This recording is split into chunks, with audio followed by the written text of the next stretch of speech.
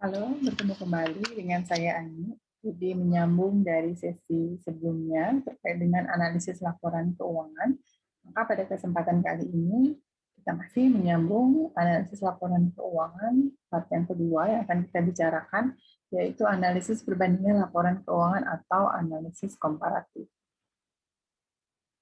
Analisis perbandingan laporan keuangan atau analisis komparatif ini kita akan melakukan atau membandingkan laporan keuangan beberapa periode. Jadi dapat dilakukan kita membandingkan antara satu periode dengan periode yang lain yang disebut dengan analisis statis, dan kita juga dapat melakukan komparasi atau perbandingan antar beberapa periode laporan keuangan yang disebut dengan analisis dinamis. Nah, analisis komparatif ini menunjukkan yang pertama adalah data absolut atau jumlah yang ditunjukkan dalam satuan sesuai dengan satuan dari laporan keuangan. Di sini yang kita pergunakan adalah laporan keuangan dalam satuan rupiah, maka data absolut satu jumlah nanti yang akan kita peroleh adalah dalam satuan rupiah. Nah, kita juga bisa melihat kenaikan atau penurunan dalam satuan rupiah dan juga dalam satuan persentase atas kondisi laporan keuangan suatu perusahaan. Nah, kita juga bisa melihat perbandingan yang dinyatakan dalam rasio dan juga persentase dari total laba yang diperoleh perusahaan pada periode tertentu yang akan kita lakukan komparasi atau komparatif. Nah, adapun tujuan dari analisis perbandingan laporan keuangan komparatif ini yaitu untuk mengetahui bagaimana kondisi keuangan suatu perusahaan dari periode yang satu dengan ke periode yang lain, apakah mengalami peningkatan atau mengalami penurunan.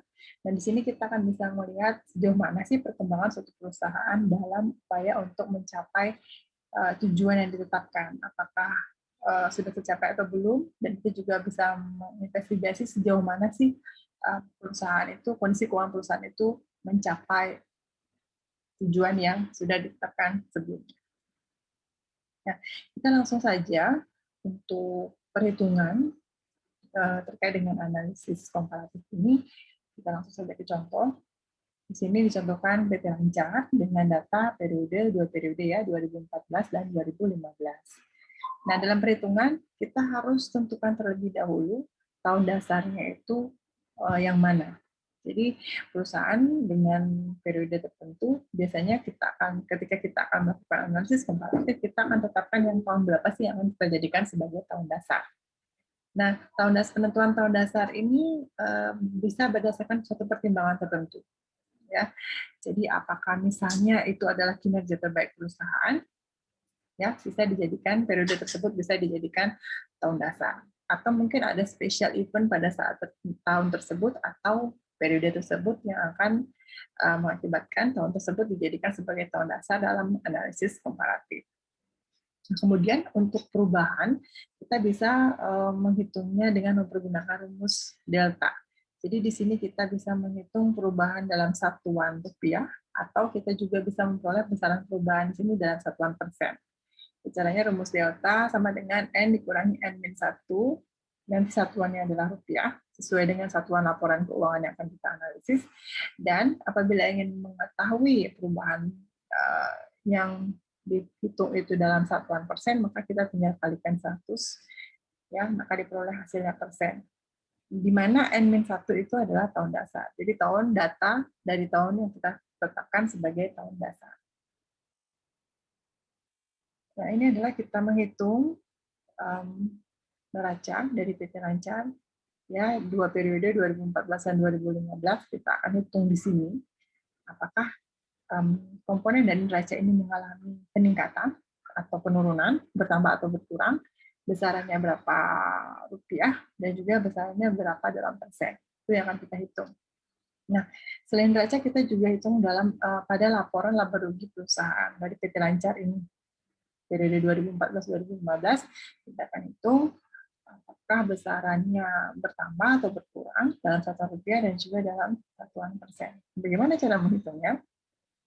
Nah, untuk data yang sudah dihitung, nanti akan diperoleh hasil seperti ini. Mungkin yang jadi pertanyaan bagaimana cara menghitungnya seperti yang saya sampaikan barusan. Nah, sebagai contoh, kita ingin menghitung besaran perubahan kas. Jadi jangan lupa, tahun 2014 ini adalah tahun dasar. Maka data-data di tahun 2014 atas kondisi neraca dari PT Lancar itu adalah data tahun dasar. Yang akan kita hitung adalah besaran perubahannya. Ya, di sini yang akan kita hitung. Diperoleh 2. Dari mana 2 ini diperoleh? Seperti yang sudah disampaikan sebelumnya, kita mempergunakan rumus delta. N dikurangi N-1, di mana N-1 itu adalah tahun dasar. Jadi 5, ya, untuk menghitung besaran perubahan kas, 5 pada tahun 2015, 5 dikurangi 3 sama dengan 2. Jadi besarannya itu nilainya positif, maka tidak perlu dalam tanda kurung, ya, karena 5 dikurang 3 hasilnya positif 2, jadi tidak perlu dikurung. Itu artinya kas dari tahun 2014 ke tahun 2015 itu mengalami peningkatan atau bertambah sebesar 2 dalam satuan juta rupiah. Disesuaikan di sini. Lalu kita ingin menghitung 2 ini berapa persen. Nah, tinggal 2 dibagi dengan 3, ya, angka di tahun dasar, dikali 100%, sehingga kita peroleh nilainya 67%. Nah, cara yang sama juga berlaku untuk menghitung komponen lain dari neraca. Ya, contoh yang kedua akan saya coba lakukan, yaitu menghitung besaran perubahan piutang dagang. Di sini sudah saya hitung, hasilnya adalah 34. Caranya sama seperti tadi, rumus perubahan atau kita menggunakan rumus delta. Jadi 164 dikurangi dengan nilai piutang dagang di tahun dasar, yaitu 130, sehingga diperoleh hasil 34 dalam satuan rupiah. Nah, untuk satuan persentase, ya, di sini diperoleh 26%, kita hitung dengan cara 34 dibagi 170 dikali 100%. Itu hasilnya 26%. Cara yang sama berlaku, cara yang sama dapat digunakan untuk menghitung komponen lain, sehingga diperoleh data seperti ini.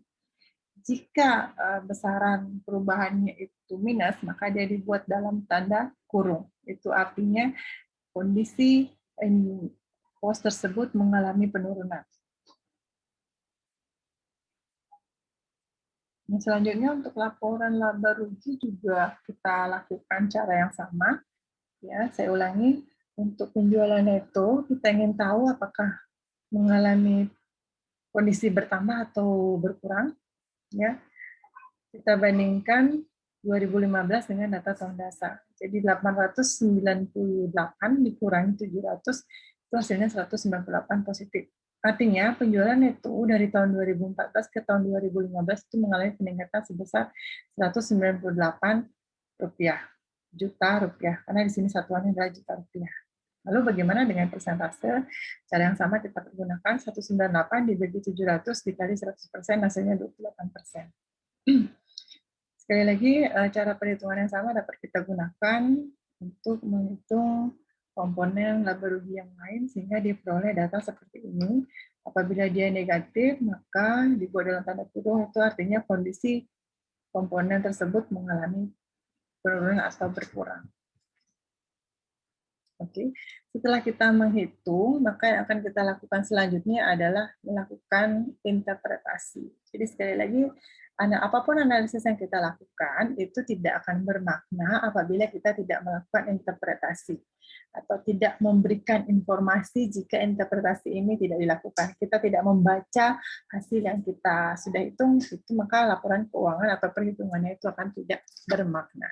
Jadi yang pertama, masih sama, ada 4 aspek yang akan kita interpretasi. Yang pertama adalah aspek likuiditas.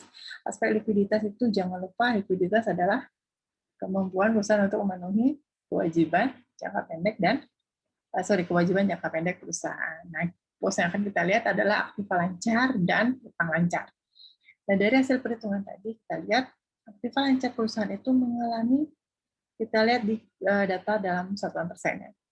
Jadi jumlah aktiva lancar itu mengalami peningkatan sebesar 18%. Lalu jumlah hutang lancar itu mengalami peningkatan sebesar 20%. Ya, karena sesuai dengan berdasarkan teori, jadi idealnya satu hutang lancar itu di-cover atau dijamin oleh 2 aktiva lancar. Maka kondisi itu dikategorikan baik. Sementara di PT Lancar, peningkatan aktiva lancar itu lebih rendah dibandingkan dengan peningkatan hutang lancar. Aktiva lancar yang meningkat 18%, sementara hutang lancarnya meningkat 20%, jauh lebih besar utang lancar peningkatannya dibandingkan dengan aktiva lancar. Maka hal ini kita bisa simpulkan bahwa kondisi perusahaan atau PT lancar itu dalam membayar kewajiban jangka pendeknya itu mengalami penurunan atau likuiditas perusahaan itu mengalami penurunan. Yang selanjutnya yang kedua adalah aspek solvabilitas. Jika tadi likuiditas kita hanya berbicara tentang hutang jangka pendek, maka solvabilitas kita bicara seluruh kewajiban perusahaan, baik itu hutang jangka panjang maupun jangka pendek yang dimiliki oleh PT Lancar, kita komparasi dengan modal sendiri yang dimiliki. Kita lihat jumlah hutang lancarnya mengalami peningkatan sebesar 20%, sementara modal sendiri yang berasal dari laba ditahan itu justru mengalami penurunan sebesar 2%. Jelas kondisi ini kita dapat simpulkan bahwa solvabilitas perusahaan itu mengalami penurunan dari 2014 ke 2015. Mengapa demikian? Karena rasio dari seluruh kewajibannya itu meningkat 20%, sementara modal sendiri yang berasal dari laba itu menurun 2%. Kondisi yang sangat jomplang ya.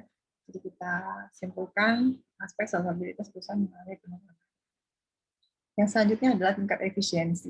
Jika bicara efisiensi, pastinya kita akan lihat biaya yang dikeluarkan oleh perusahaan ya. Kita akan lihat dibandingkan dengan laba yang diperoleh. Jadi yang kita lihat adalah laporan laba ruginya. Sekali lagi data yang kita lihat adalah untuk interpretasi, data yang kita lihat adalah data dalam satuan persen. Di sini kita lihat laba bersih atau earning after tax-nya itu mengalami penurunan sebesar 19%. Sementara biaya operasi perusahaan yang terdiri dari biaya penjualan dan biaya administrasi itu mengalami peningkatan sebesar 200% lebih. Ya. Nah, kondisi ini mengakibatkan atau menunjukkan bahwa efisiensi perusahaan itu mengalami penurunan. Biayanya itu meningkat mencapai 200% lebih, dan hal ini mengakibatkan penurunan laba bersih setelah pajak sebesar 19%. Sangat tidak efisien. Sehingga disimpulkan tingkat efisiensi perusahaan mengalami penurunan atau dalam kondisi yang kurang baik. Selanjutnya adalah aspek rentabilitas. Bicara tentang rentabilitas, pastinya kita masih ingat rentabilitas itu adalah kemampuan perusahaan untuk menghasilkan laba. Lagi-lagi yang kita lihat adalah laba bersih perusahaan atau earning after tax. Tadi kita lihat earning after tax perusahaan itu mengalami penurunan dari 2014 ke 2015 sebesar 19%. Nah, mengapa hal ini bisa terjadi? Ya, kita masih ingat dari efisiensi kita lihat besaran biaya itu mengalami peningkatan sebesar 200% lebih. Komponen biaya perusahaan. Nah, hal ini yang mengakibatkan rentabilitas perusahaan itu mengalami penurunan, sehingga diinterpretasikan aspek rentabilitas perusahaan itu mengalami penurunan, kondisinya kurang baik. Ya. Jadi demikian perhitungan serta interpretasi yang dapat kita lakukan secara khusus dalam analisis laporan keuangan, spesifiknya adalah analisis komparatif. Ya, semoga apa yang saya sampaikan dapat dipahami, dapat dimengerti, sehingga akan menjadi bekal dalam mempelajari analisis laporan keuangan terkait dengan analisis komparatif. Sekian penyampaian saya kali ini. Tetap sehat, tetap semangat. Sampai bertemu di sesi berikutnya.